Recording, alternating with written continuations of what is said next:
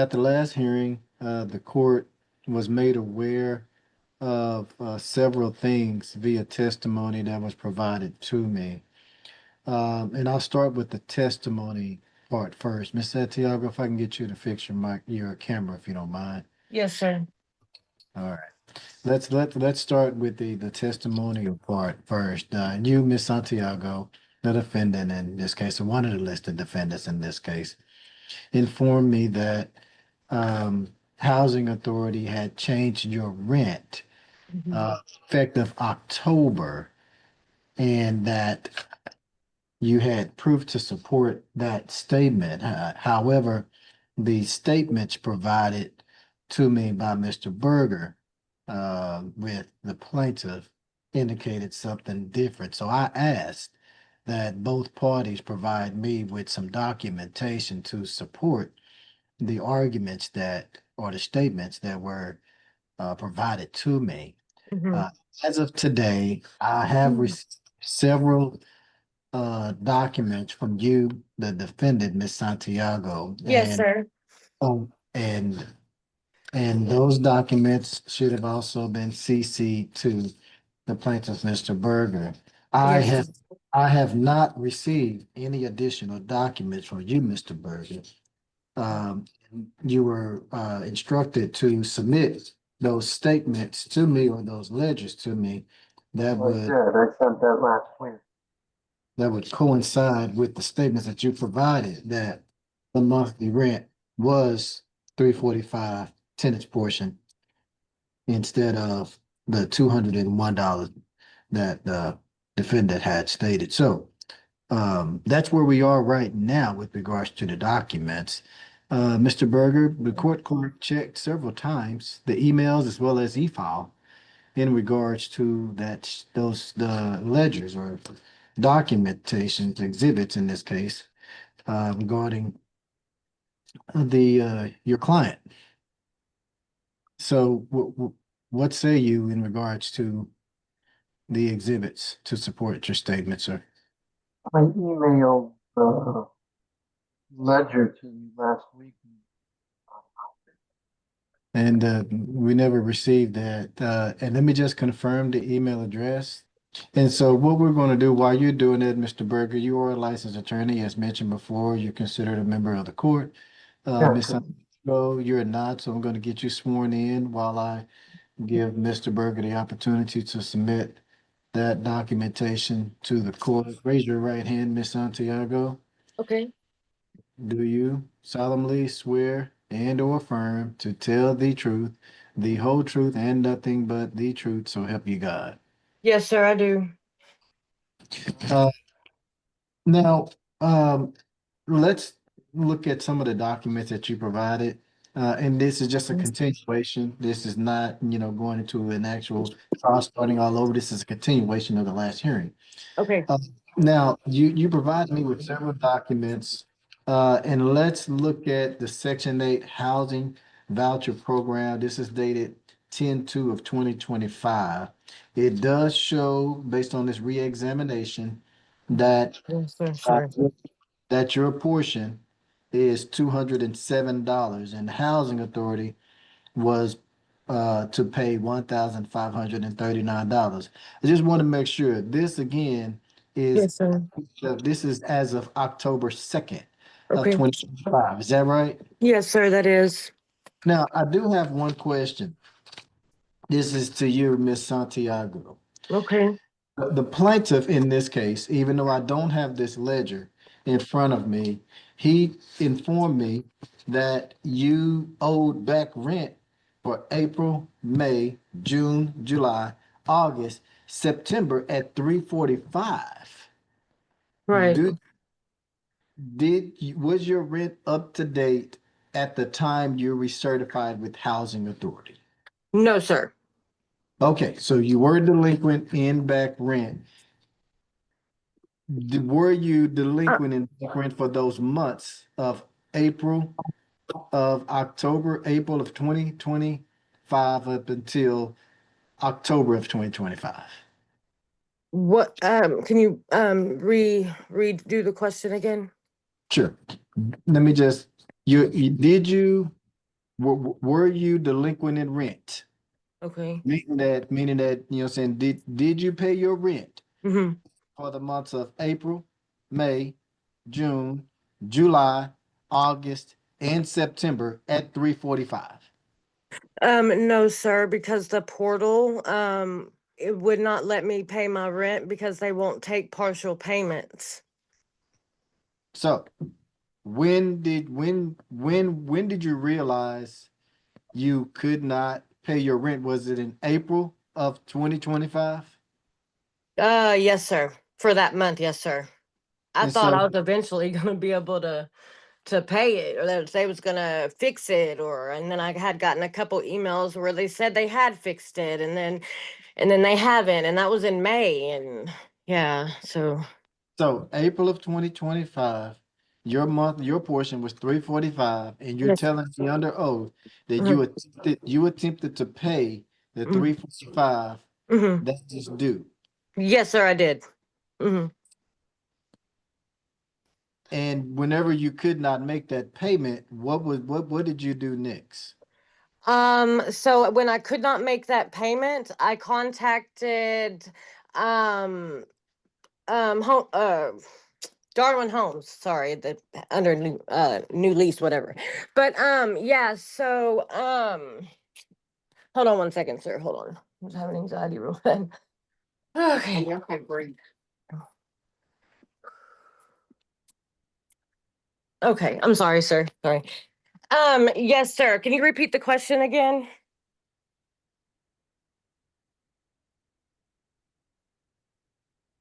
Hello. In in April, this past April, Okay. you're telling me under oath that you attempted to pay your rent, but it Correct. wouldn't let you. Yes.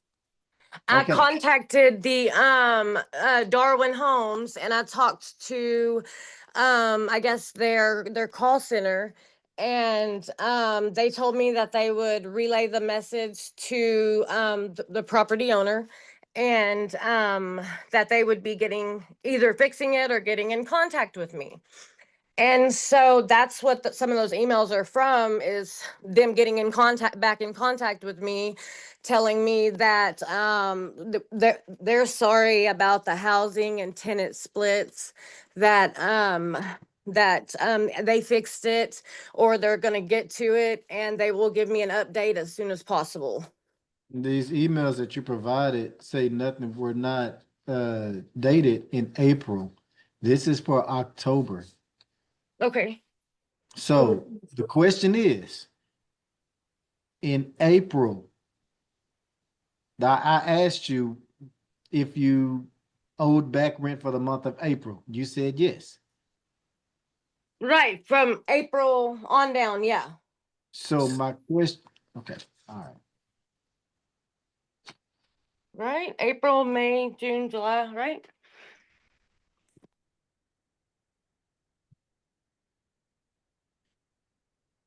Okay. Mr. Berger, Yes, Your Honor. what's the status of this, the ledger? Your Honor, I was looking through my email and for whatever reason it didn't send, so I resent it. After the hearing last week, I emailed it to you. I don't know why it's been bouncing around, so I just resent it. My court clerk called your office afterwards that your paralegal or administrative assistant, they didn't take liberty to notify you that we hadn't received it. No, I wasn't aware that you hadn't received it, Your Honor.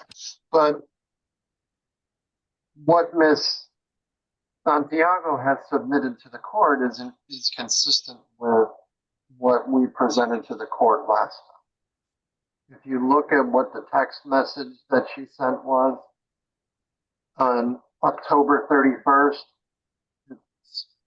it specifically says, your rent portion is correct at 207. The problem here is you have not made payments since January. Your monthly obligation is 207.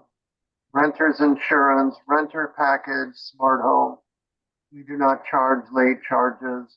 So she owes the fees that are due. Where's your pleasure? Hey, Miss Santiago, I'm trying Yes, to I'm listen. here. I'm here. I'm I'm trying to find a charger for my phone. I'm just gonna mute your microphone because I'm trying to listen to Mr. Berger and I cannot do so with you making interruptions. Go ahead, Mr. Berger. I was trying to hear what you're saying, but you were somehow, I don't know if it's your microphone or mine's, it wasn't going through. Uh, Um, well, Your Honor, I think what I was saying is that my presentation to the court last time is consistent with what Ms. Santiago is saying, that she hasn't paid rent since April. Her portion, whether it's 207 or 345, she hasn't paid it. She hasn't made arrangements to pay it. She's behind on her portion. I think under Texas law, we're entitled to a judgment for possession of the property.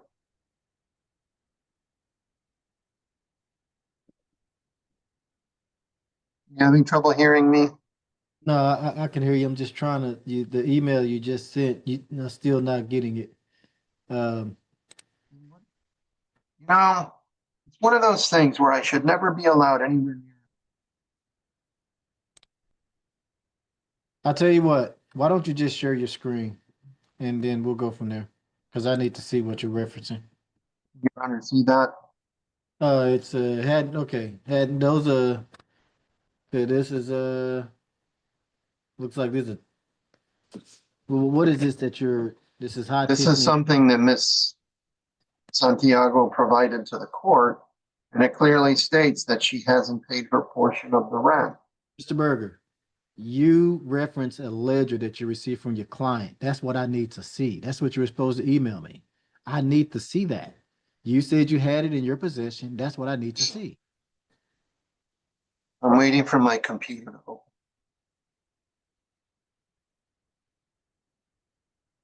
Does the court see that? I'm still it's still thinking. Let's go all the way to April.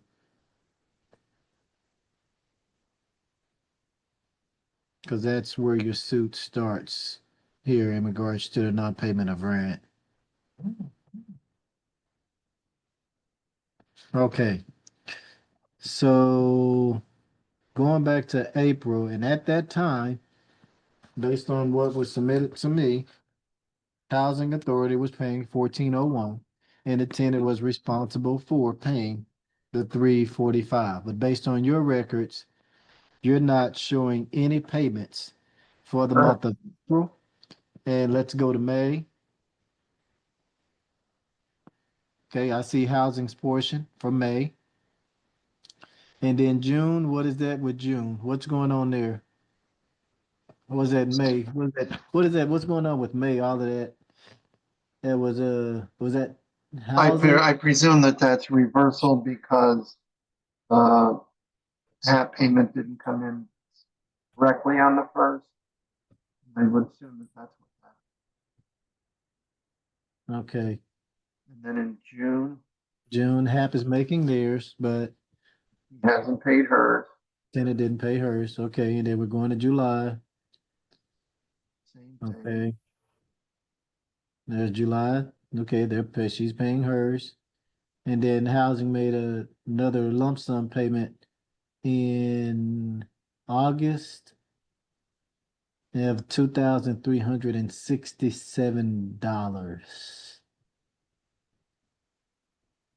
Do we know what's going on with that? I don't, it's weird. Okay. But the August payment you can clearly see was not made. So it's still showing that her portion is 345. Right. Okay. And in September, half And then tenant portion, half made a payment of 15.59. and that was in September as well. So like they look that maybe that's the reason why they made that adjustment is because in the tenants portion must have then let's take a look at that. I just want to make sure that it's clear that she didn't make the payments according to this, but we went from 1539, it increased from what 1401. So that is roughly $128 differential. Um, Right. so it looks like instead of her rent going, her portion decreasing in October, looks like it decreased earlier than that. So the tenant's portion as of today, and it looks like as of August, if I'm looking at it right, because they did make that adjustment, and it could have been well before then. So let's go back. Go back. That was 2000. When did they make that? Go back up. So they made a payment of $2,307 and what? About $2,367. And if I were to take 1539 from that,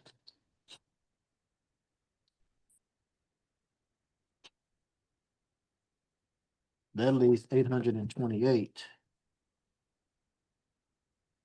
And at 828, whenever they make those adjustments, something happened where the tenant must have reported an income change, and that's where they may have retro the previous months. Um, so I don't know exactly what happened, or what adjustment needed to be made, or when that adjustment needed to be made. And so the question comes to mind is, how much did the tenant actually owe for the month of April based on that ledger?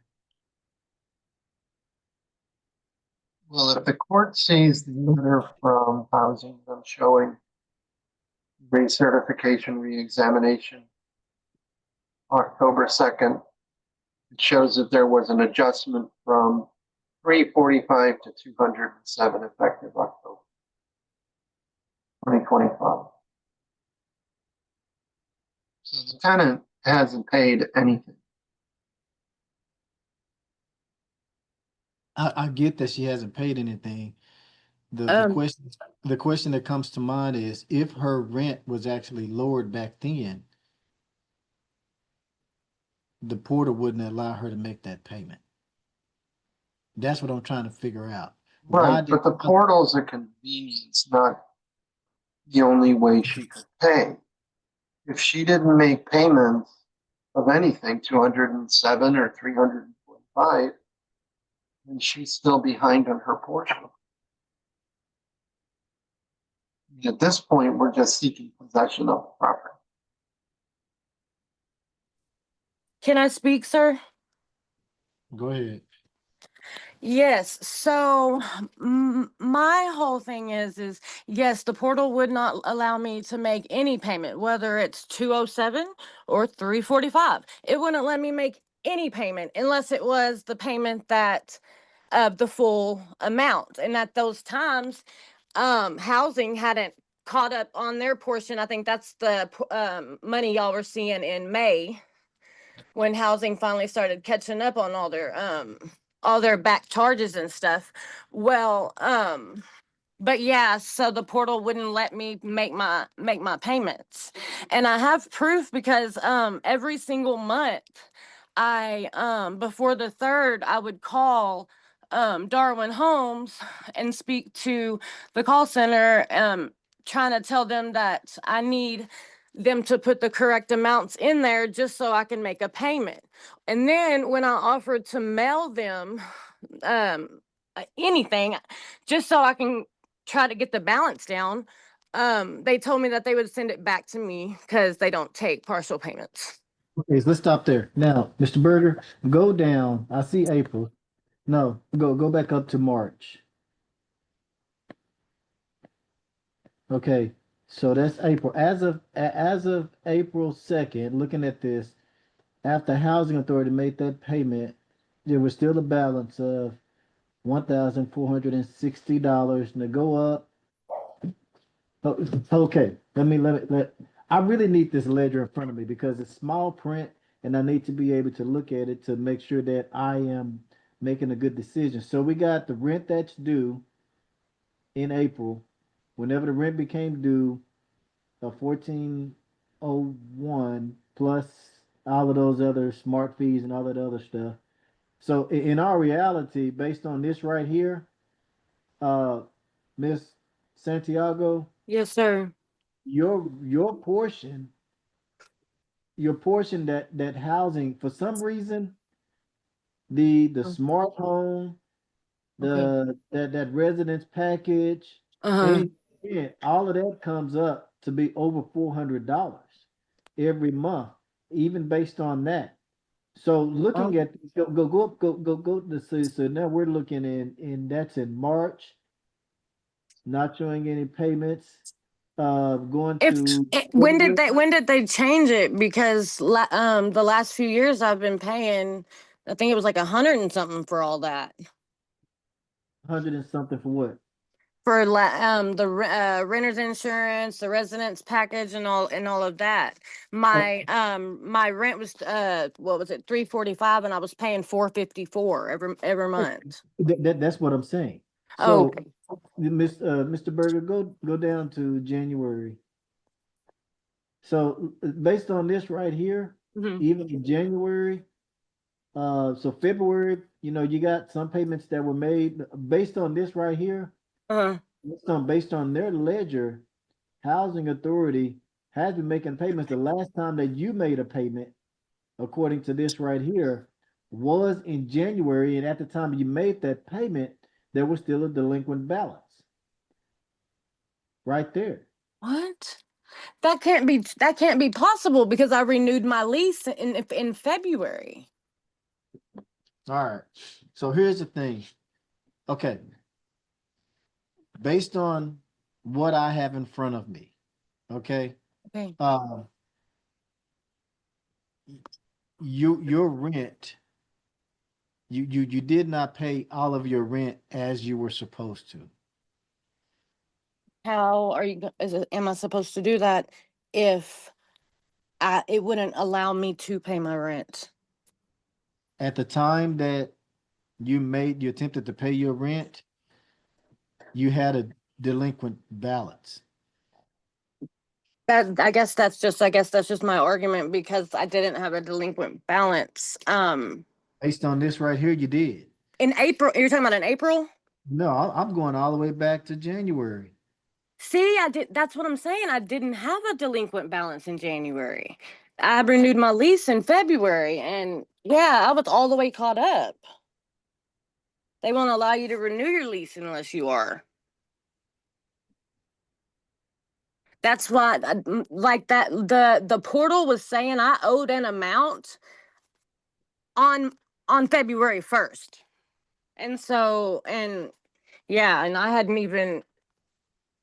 I just started renewing my lease and going through what is it, section 8 inspection and stuff.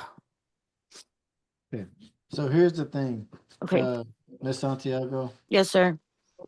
the documentation you provided to me goes Mhm. back to October.